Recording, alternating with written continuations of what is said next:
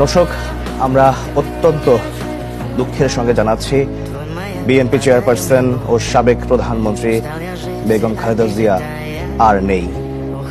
আজ সকাল 6টায় রাজধানীর এভারকেয়ার হাসপাতালে শেষ নিঃশ্বাস ত্যাগ করেন তিনি।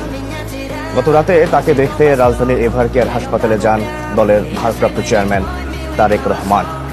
এছাড়াও হাসপাতালে যান বিএনপি মহাসচিব মির্জা ফখরুল ইসলাম আলমগীর।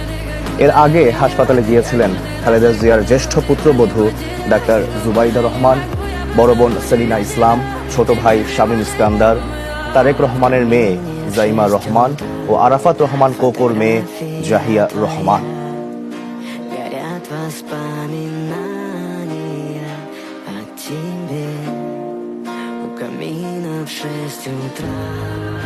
Разбитая душа, и все твои